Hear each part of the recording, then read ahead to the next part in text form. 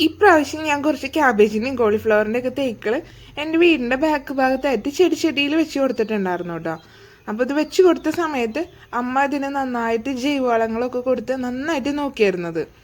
അതുപോലെ തന്നെ അത് അത്യാവശ്യം നല്ല കട്ടിയിലൊക്കെ വളർന്നു വന്നിട്ടുണ്ടായിരുന്നു കേട്ടോ. പക്ഷെ വളർന്നു വന്ന് നമുക്ക് ഇതിൻ്റെ ഫ്ലവർ ഉണ്ടായി തുടങ്ങേണ്ട സമയമായപ്പോൾ ഉണ്ടായ ഒരു കാഴ്ചയായിട്ടത്. ഇതിനെന്ത് ചെയ്താൽ നല്ല രീതിയിൽ നമ്മൾ കടയിൽ നിന്നൊക്കെ വാങ്ങുന്ന പോലെയുള്ള ഒരു ഫ്ലവർ ഉണ്ടാവണില്ല. ഇതുപോലെ ചെറിയതായിട്ട് ഇതിൻ്റെ ലീഫിൻ്റെ ഇടയിൽ എന്തോ പോലെയൊക്കെ ഉണ്ടാവുന്നുണ്ട്. ഞങ്ങളത് കുറച്ച് ദിവസം നിർത്തി നോക്കിയപ്പോഴും ഇത് തന്നെയാണ് അവസ്ഥ. പക്ഷെ നമ്മുടെ ക്യാബേജ് അങ്ങനെയല്ലായിരുന്നു. ക്യാബേജ് നമുക്ക് അത്യാവശ്യം നല്ല വലിപ്പമുള്ള ക്യാബേജുകൾ ഇതിലുണ്ടായിട്ടുണ്ട് കേട്ടോ. അപ്പം ഇതേ അമ്മ എന്തായാലും കോളിഫ്ലവർ കിട്ടിയില്ല, അപ്പോൾ പിന്നെ നമ്മുടെ ക്യാബേജ് പറിക്കാമെന്ന് വെച്ചിട്ട് ക്യാബേജ് പറിച്ചെടുത്തതാട്ടാ. ഈ ക്യാബേജ് പറിക്കുന്ന സമയത്ത് തന്നെ ഇതിൻ്റെ താഴേന്ന് കുഞ്ഞു ക്യാബേജുകൾ കുറച്ചധികം ഉണ്ടായി വരണുണ്ടായിരുന്നു കേട്ടോ. അപ്പോൾ അത് നമ്മളത് പറിക്കുന്ന സമയത്ത് അങ്ങനെ ശ്രദ്ധിച്ചായിരുന്നില്ല. അത് കഴിഞ്ഞപ്പോഴാണ് കണ്ടത് ഇതിൻ്റെ കടക്കിന്നായിട്ട് കുറച്ചധികം ചെറിയ ക്യാബേജുകൾ ഉണ്ടായി വരുന്നത്. ഈ ഒരു ക്യാബേജ് നമുക്കൊരു 1 കിലോയ്ക്കൊക്കെ മേലെ തന്നെ വലിപ്പം ഉണ്ടായിരുന്നു കേട്ടോ. നല്ല ക്യാബേജായിരുന്നു ഉണ്ടായിരുന്നത്.